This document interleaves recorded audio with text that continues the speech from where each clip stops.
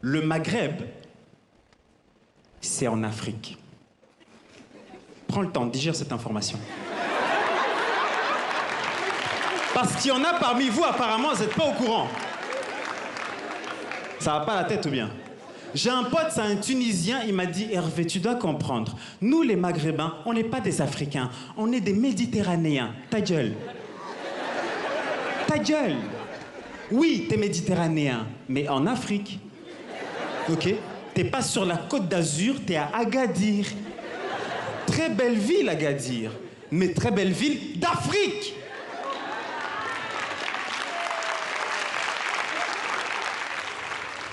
Bonsoir Estelle. Bonsoir, on commence Ahmed. donc avec le Marrakech du rire et notamment ce jeune humoriste qui vient du Rwanda, il s'appelle Hervé Kimani. Oui, il est à l'affiche donc du Marrakech du rire. Vous l'avez dit, un festival lancé par l'enfant du pays, Jamel Debbouze, que l'on ne présente plus. C'était donc ce week-end. Et sur scène, il y a des grands noms, hein, Florence Foresti, Audrey Lamy ou encore Harry Habitant.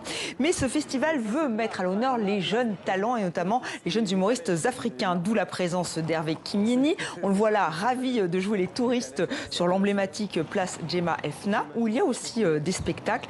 Et alors, Hervé Kimani, il s'amuse beaucoup de l'étonnement, de la surprise du public, mais aussi des journalistes quand il dit qu'il est humoriste et qu'il vient du Rwanda. C'est vrai que ce n'est pas si courant.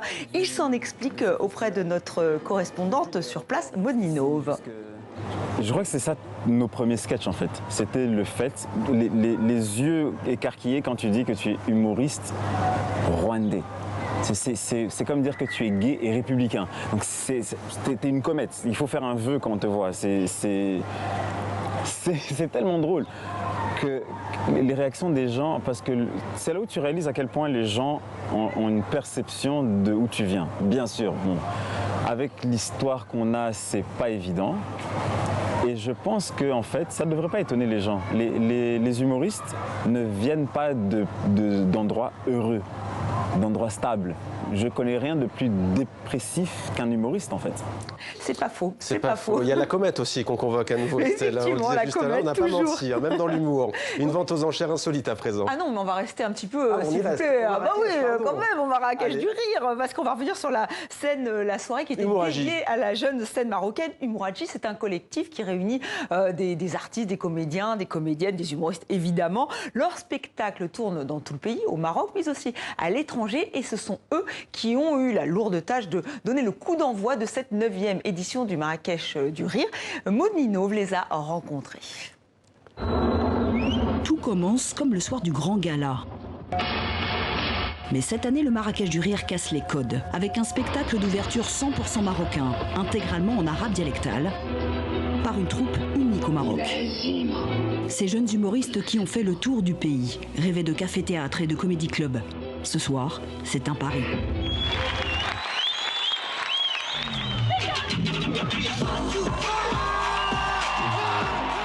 Et ils font mouche dès le début. L'énergie est franche, l'humour peu flatteur et le public très vite fan. Ce soir, 3000 personnes. On joue à guichet fermé. كل شيء لابس كومبليت يا بلاصه انت نختي جابوا لي بالبرا اي انا نشيل لك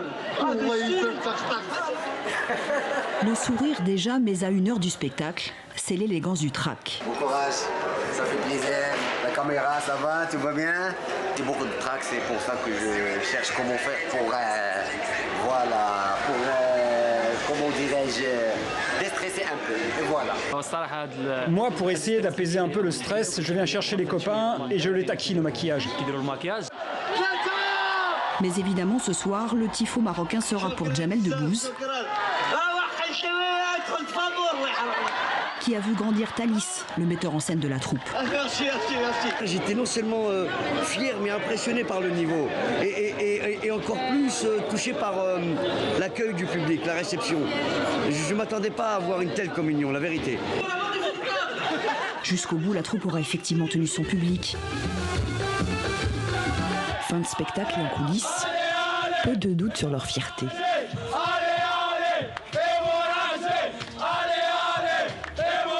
Voilà pour le Marrakech du rire au Maroc. Estelle, une vente à présent donc aux enchères insolites, nous disions. Oui, avec un revolver un peu rouillé, je vous l'accorde, Mohamed, on va le découvrir. Une arme de calibre 7 mm estimée entre 40 et 60 000 euros. Alors ce n'est pas une œuvre d'art, non, c'est une arme qui a une histoire. Et quelle histoire? C'est avec ce revolver que Van Gogh aurait voulu se suicider. Le peintre serait passé à l'acte dans un champ à Auvers-sur-Oise.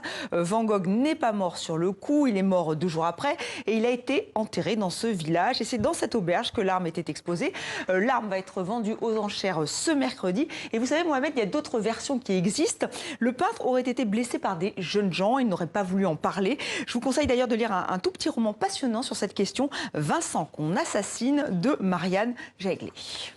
Voilà, et sinon on peut aussi s'offrir, Estelle, un Caravage cette semaine, c'est ça? Oui, alors là, il va Alors, vous les falloir moyens. un budget un petit peu plus important. Je vous préviens, ce tableau attribué au maître italien avait été retrouvé par hasard dans un grenier de Toulouse en 2014. On en rêve tous, hein, vraiment, de trouver une telle trouvaille.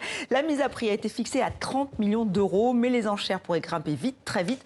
Ce Judith et Holoferne pourrait se vendre entre 120 et 150 millions d'euros. L'État français pouvait l'acquérir, mais il a passé son tour. Donc voilà, on se demande qui va acquérir ce chef-d'œuvre attribué au Caravage. Oh ben ça va, 120 millions, c'est dans mes cordes, Estelle, Allez-y, ça va. mais allez-y. Il fera très bien dans votre salon. Pas vraiment, il fera bien.